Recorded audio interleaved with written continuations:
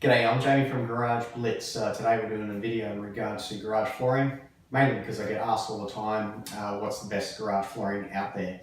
Unfortunately, there is no perfect garage flooring. Been in the industry long enough to understand that. There are, however, 4 levels of flooring available to the Australian consumer, and they go in price, durability and longevity.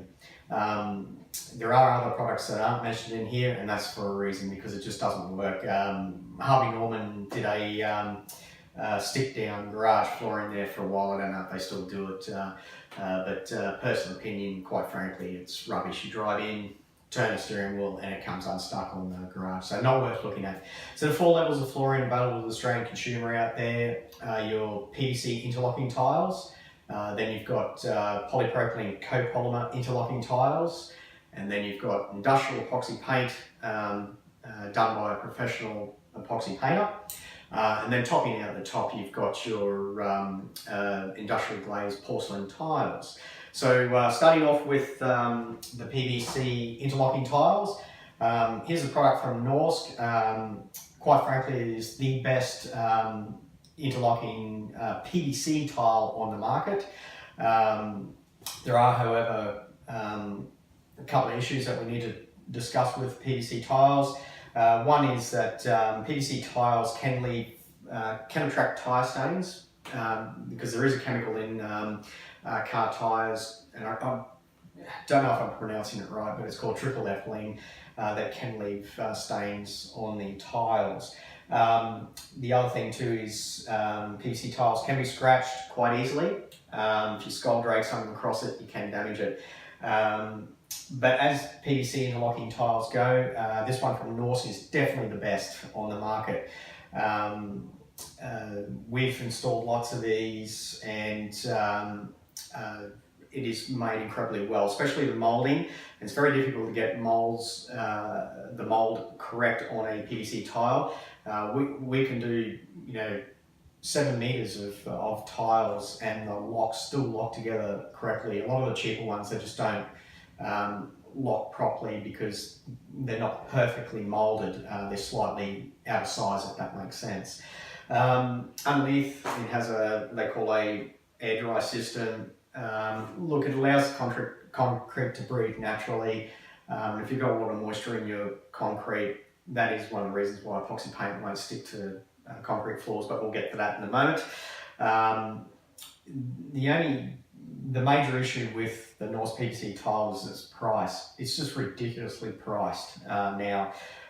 This should be around high 20s, say $27 a square meter, because this is the entry into the market. As you move up, tiles become more resistant to oils and chemicals, and a lot more durable as well. PVC, this particular tile, it's not bad. It's resistant to oils and chemicals, but not as good as, say, industrial epoxy paint. Like I said, there is an air dry system underneath, but that's, as an engineer, it's more to do with, material reduction and saving costs. But this needs to be priced appropriately, and unfortunately for the Australian consumer now, it's ridiculously priced, and we'll get to that shortly. So price point on that should be about $27 a square meter. That one over there. Just need to let you guys know that obviously there are some rubbish tiles out there in the PVC category, and this one, as you see, is quite thin. The locks come undone when you drive a car on it because it is quite thin. It still smells. This has been in the back of my truck for years, and it still stinks, so you don't want that in your garage. Poor quality product. It's a reason why that's cheap, and yeah, you don't want to be using that. So moving up into polypropylene copolymer, it's basically the same as the PVC tiles, but then you end up with a hidden interlock. Polypropylene copolymer is quite a good product, and the best that I've found out there is Race Deck and Auto Deck. Now in that category, your load ratings then become important. Not so much the thickness of the tile, but your load rating. So Race Deck and Auto Deck, they've been the best that I've seen on the market, but once again, they've become far too expensive. They have very high load ratings. It's good quality product, but at $60 a square metre, going up $70 a square metre, it's far too expensive. The only one we found that's quite good and appropriately priced is the Eagle tiles from Just Pro Tiles, and they're based in Penrith. Not quite as high a load rating as the Auto Deck and Race Deck, but at $27 a square metre, it's not a bad product. Locks together well, so pretty good product. Moving up, next level up is your industrial epoxy paint. Industrial epoxy paint applied by an industrial epoxy specialist. There's a reason why, when done properly, they use this in Coles and Woolies floors, your Qantas aircraft hangars, and mechanical workshops, because it's durable, lasts a long time, highly resistant to oils and chemicals. So basically, you get what you pay for. But as a consumer yourself, you're going to have to find out out there from recommendations from other people who've had success in getting the paint done properly, because there's a lot of issues there with poor quality tradespeople installing it. So you need recommendations and also a warranty on the paint peeling off. Issues with it, yes, where your interlocking tiles can be better. If you've got slabs with a lot of moisture in it, the moisture comes up, you drive in a car with hot tyres, that moisture can expand and the paint can peel off. But a lot of these industrial epoxy specialists can overcome that, so you need to speak to them. If you do have concerns, get a large piece of cardboard, put it on your concrete floor overnight with some weight on it, leave it for about 48 hours and see whether or not that cardboard becomes damp and attracts any moisture. You'll have to let your epoxy paint people know about that. But you're looking around about $80, $85 a square metre. If you have to resurface the concrete, you may top out around $120.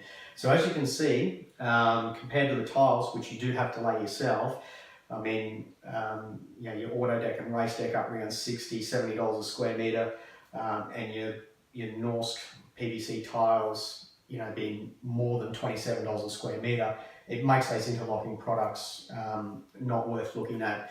And the only one, like I said, was probably the Eagle one from Just Pro Tools, around about that $27 a square metre.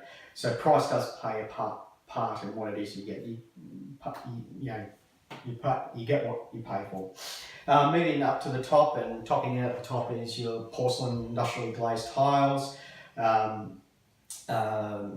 You'll see these in government buildings, large hotel foyers where you drive through. It's incredibly tough. As you can see, the colour goes right through the tile. We've seen clowns here in Sydney saying that they can tile your garage for $27 a square metre. That's impossible. They could be using ceramic tiles which have a biscuit in it. They're not suitable for driving a vehicle. They'll crack, they'll fracture, they'll chip. They're not adequate enough. Price point, a bit difficult. You're probably looking around that $120 a square metre laid, but in saying that, you can get reasonably good quality Chinese industrial glazed porcelain tiles around about that $40, $47 a square metre. So it makes those interlocking tiles incredibly expensive. Now, your porcelain industrially glazed tiles are incredibly resistant to oils and chemicals, durable, and give you that premium look. So folks, I hope that helps you out, give you a bit of an idea of garage flooring. It's your price points that you need to look at in regards to what it is that you're getting for longevity, resistance to oils and chemicals. And a lot of these interlocking products have become far too expensive. I'm Jamie from Garage Flicks. Hope that helps you out. Have a good day.